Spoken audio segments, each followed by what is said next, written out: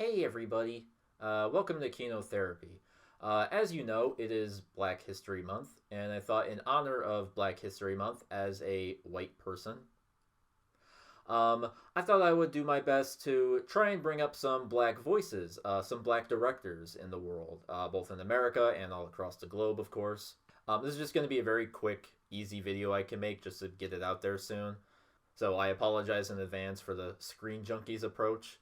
But yeah, I also want to say some of these filmmakers I haven't seen a whole ton of from them. I haven't seen much from every one of these directors, but if I can at least get these names out there and recommend them to you to check them out, explore more, maybe know more about this topic than me, I feel like I have done my job.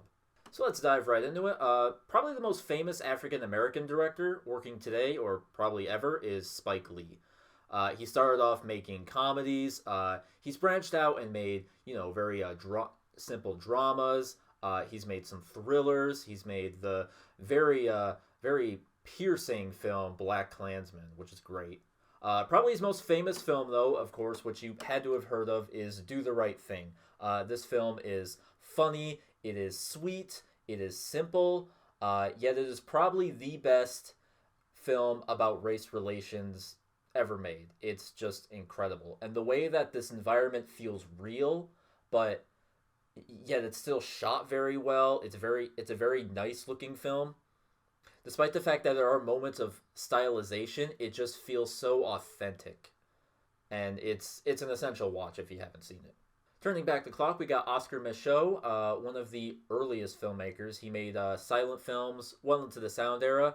Narratively, his films may not be perfect. They might not hold up to a lot of contemporary audiences. But the fact that he tackled racial issues long before the civil rights movements so boldly and so earnestly, you gotta give him some respect.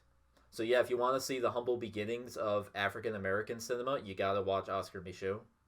A director who I just saw a lot of his films and quickly became one of my favorites is Charles Burnett. He was a filmmaker in the 70s, and up to now, he's still making a lot of shorts and a lot of documentaries. He's mostly known for his film Killer of Sheep. Very neo-realistic, poetic realistic films, just about black culture and just living in just, black neighborhoods and communities. These are very beautiful films, very intelligent films. His film To Sleep with Anger blends his, kind of poetic realism with this gothic mysticism, and it's so unique. It's so interesting. That's a great film to watch and just, talk about it with people as like what it represented. His films didn't get a lot of attention as they were coming out, but I feel if they were, he would be mentioned along with all the greats of the new Hollywood era, even though he kind of is a part of his own, African American movement. I'll also throw out Gordon Parks, great name. He made a semi-documentary film called The Learning Tree, which is about, like a black coming of age story. A lot of his films, other than that, he directed Shaft, which is probably more famous than The Learning Tree. If you want to check out blaxploitation films, this is a genre I'm personally not keen on. But yeah, I'll throw out Shaft, Dolomite, if you guys want to watch those films. Those are very goofy, funny films, yet they still manage to be about black power in a way. Barry Jenkins directed one of the best films of the decade, in my opinion, Moonlight, a great film about black identity, about queer identity, about, it's a coming of age story. He's became a really relevant voice since that film, so you gotta watch Moonlight. Steve McQueen, hailing from England, not all his films revolve around racial issues, although some of them do, and some of them more subtly. His best films, in my opinion, are Hunger and Shame, starring Michael Fassbender. Then he won Best Picture with his film 12 Years a Slave and got international recognition. He had a series of films under the title Small Acts, which are a variety of, cultural revolution and romance, and those are great. This director made, I believe, his debut. It may or may not be his debut. Maybe it's just his first biggest film. Shaka King did Judas and the Black Messiah, which I loved. If his other films are anywhere near as good as Judas and the Black Messiah, I will be keeping an eye on him. I should have included him in my best directors to look out for video, or best directors working today. But here I go. I'm throwing them out here now. Let's move to some female voices. A really great director is Julie Dash. I was lucky enough to see Daughters of the Dust. This film just encompasses everything that makes black cinema. It's historical, it's cultural. There's so many different characters all throughout, and they all have these individual little arcs that they go through. It is shot beautifully. I love the cinematography of this film. It's personal, yet it's collective. Julie Dash is also responsible for quite a few short films, ranging on like experimental and dance. There's a lot of like, she incorporates a lot of dance in her short films.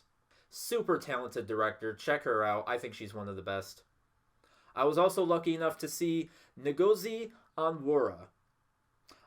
She made a few short films. I'm sorry. Kind of like Julie Dash. I'm sorry if I butcher these names. There's a lot harder names coming up here, okay? And I apologize in advance if I butcher them. But I'm doing my best. Just watch the directors. Don't worry about their names. Anyway, I'm going to say it again. Ngozi Onwurah. Much like Julie Dash, her short films are kind of experimental. She makes films about, body image, about beauty, about being accepted for who you are in this culture that, whether explicitly or implicitly, is a little racist. But they're very hopeful short films, and I think they're wonderful. As I mentioned in my Best Directors Working Today, Ava DuVernay, she's made documentaries, non-documentary films, very, very searing portrayals of racism in the country. She also directed A Wrinkle in Time. I have no idea why she did that. Don't watch A Wrinkle in Time. Watch her good films that are actually important. Dee Rees made a really good film called Pariah. I can't speak for a lot of the other films she made, but great film. Check that out.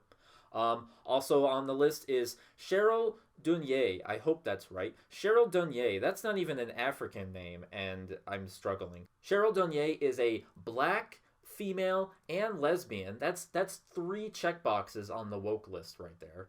She made a great film called The Watermelon Woman, which has become a really big cult hit in the indie circuit. It's about film. It's about racial history. It's about whitewashed history. Yet it's also a great indie film. Just a very simple movie to vibe to, just to enjoy your time with this character as they go on this little investigation.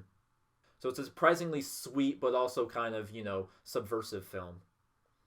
Let's go to Africa. Let's get some African voices in there. The Godfather, who's often considered the godfather of African cinema, is Ousmane Sembane. Yep, we're going to Africa. The names are getting harder. I'm going to embarrass myself and butcher all the names of these great directors. I apologize in advance. Anyway, Ousmane Sembane, very important filmmaker. His first film was a French-language film called Black Girl. All his films after that were made in his native land of Senegal. These films are you can tell they're very low budget. Like the audio and the image quality are not great, but it's the fact that he made these films still in a culture where in a world where cinema wasn't quite the norm yet. It wasn't really established in this community. He went ahead and he made these films. These films are a great look at the way these people live. They're great explorations of culture and moral dilemmas. Sometimes they're very mystic, Sometimes, despite the fact that they are low budget and they take place in these kind of low budget, just kind of these bare areas of, impoverished people. And the way he can capture that, but also make it beautiful, and he makes these conflicts interesting. It's sometimes even experimental. And it's amazing that he can pull that off. So yeah, you got to see Ousmane Sembane. His first film and his final film are actually his 2 best films. Watch Muladi if you can find that. Then hailing from the same country, we got Djibril Diop Mambéty, the late director, very much influenced by Ousmane Sembane. Very similar films in a way, maybe a little more, modern in a sense. His films are slightly more energetic, slightly more raw and gutsy, but they still contain that root of exploring culture and dynamics and things like that. Abderrahmane Sissako made a really good film called Timbuktu. Again, this just explores, just the life of this family, yet they're caught in this conflict, this war, this turmoil. And it's really great that these films are able to capture real people, real communities, but also put them in heightened situations. And I think that's the real strength of a lot of these films, a lot of African cinema. Criterion Channel does not have this director on there anymore. I was lucky to see a couple films by Mahamat Salah Haroun. He is a Chadian filmmaker who made every single film from his country, all 20 of them. That gives you an idea of just how sparse these countries are. Not just as far as like modernization, but just how sparse they are on resources and a community willing to support and watch these films. And it's just incredible that these films are still being made, and that halfway across the globe, some guy here in America knows about this filmmaker and is trying to tell you about his films. Med Hondo, that's an easy name. Med Hondo made a really great film called Soleil, which means "Oh Sun," based on an old folk song. This director is he's a very controversial director. The way he tackles, colonization and racism and modern slavery, what he calls, especially in Soleil, a film about immigrants who immigrate to so-called freedom and are essentially put in, modern slavery, in modern capitalism. And he covers a lot of uncomfortable topics, but there's a lot of truth found in the stuff that he films.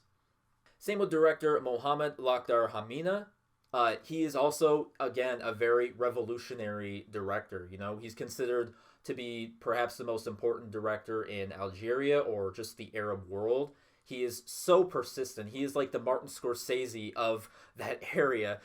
He is just so persistent in, just exceeding the filmmaking industry in that area and helping it to grow. He wants his films to, reflect a culture, to reflect oppression and colonization, much like Med Hondo.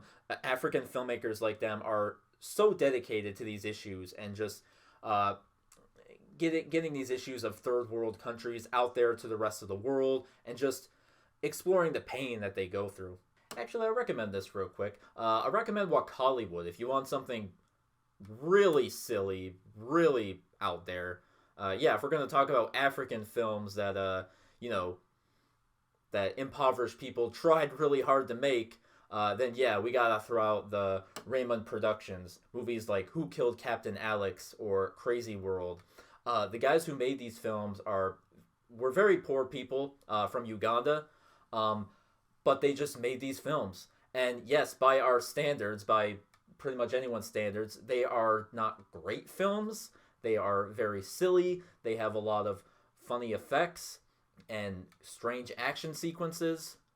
But at the same time, it's so endearing to watch these films that you can watch them and laugh at them. But at the same time, it's not a cynical, so bad it's good. It's a wholesome way of looking at it. So these are great movies to, gather up your friends and watch them and laugh at them, but also enjoy them. And, support these guys, help them to make more movies. Because, oh man, Walk Hollywood is a treasure. They're just a pure treasure. There's also a little subgenre of Afro-surrealism. I recommend the show Atlanta, the first TV show I'm going to recommend on here, starring Donald Glover and Lakeith Stanfield. This is a very bizarre but very funny show, yet it's also a very subversively surreal show. It's a really enjoyable show. Another subgenre that I have almost no experience in would be Afrofuturism. I know these are kind of funny terms. Afrofuturism. It's basically science fiction, but with Africans or African Americans. It kind of expands on the whole ideas of their culture and racism and colonialism in a way. Mars One could be considered Afrofuturism. Going back to Ngozi Anwara, she has a feature-length film called Welcome to the Terror Dome, which is a good Afrofuturist movie. Again, I'm not very well versed in this subgenre. I believe it started more in literature before it became a part of cinema. But yeah, go look up some lists on Letterboxd. I'm sure there are some great recommendations on there. A lot of these films, a lot of these African films and directors are getting redistributed thanks to projects like the African Heritage Foundation, founded by Martin Scorsese. So yeah, go ahead and look up the African Heritage Foundation. Look up their website, their films. Just look at all the films that they've preserved, that they've tried to, contain and also get out there to people to share with the rest of the world. I unfortunately am not as well versed in African cinema as I am with other countries or continents, whatever. And yeah, that's a great place to start to look at what kind of films these directors make. It's just so fascinating. It's like learning about cultures, but also people, and the world that you live in. It's just so fascinating.